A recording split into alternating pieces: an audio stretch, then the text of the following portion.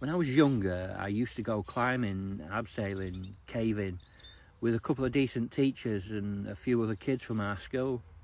School on the whole was a pretty painful experience for me because it was a small school and I was being bullied by the other kids for being different, for being adopted, and for being a kid that, despite being dyslexic and unable to read or write without help, like a lot of the other kids, because it was a special school, I was a boy who really wanted to learn and really took enjoyment from learning and knowledge. So I was this kid stuck in the special school system, but I was also being sexually trafficked by some of the adults in charge of my education from the age of 13 into young adulthood, and the abuse was horrific. And I never told anyone because I was fearful, and I used drugs to keep that deep down inside me. But despite that, there were a couple of teachers who made it more bearable by shaping my adventurous side and gave me lots of opportunities to be part of the Outward Bounds movement.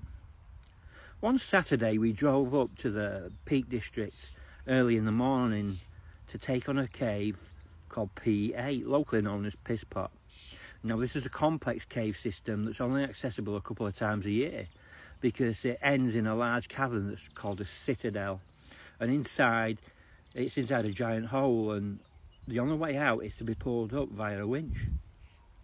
Oh, and to get in the cave, you have to enter through a dustbin and down a rope ladder. And before the Citadel, there are 3 100-foot abseils and a crawl through a rather tight tunnel where you have to commando crawl in somewhat deep water. On the last abseil, I was showing off a bit in front of some of the female students, and on the way down, I pulled on the brake line a little too hard, a little too late, and I bounced and I smashed my ankles on stalagmites, leaving me needing to get rescued by air ambulance.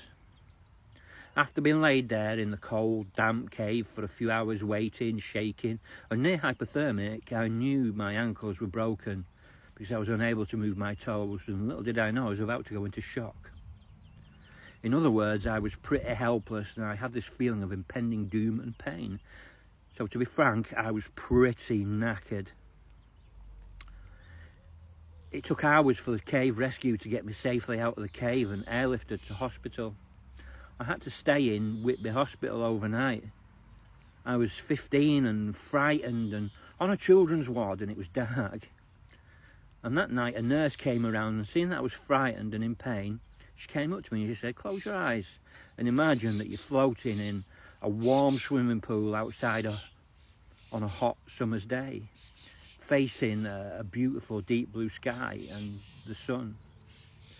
I was still somewhat frightened, and she held my hand to calm me and closed my eyes, and guess what I did? I focused on being weightless and comfortable and warm, and I became calmer. Pins in my ankles, months of physiotherapy, and no one would ever know that the metal that holds my ankles together and the terrible accident that I had in a moment of stupidity.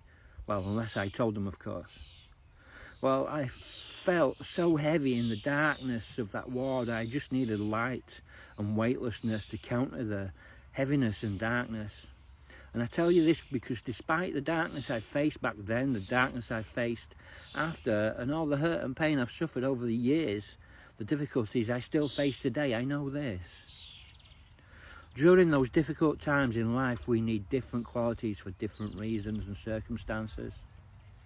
To be able to look into the light in spite of darkness is a quality that we can all learn and take comfort from. When we face the darkness, we need to look into the light. When all is heavy, we need to find a way to float, to keep from drowning in the sorrow. Remember, friends, fear is temporary, but faith is eternal. Be blessed.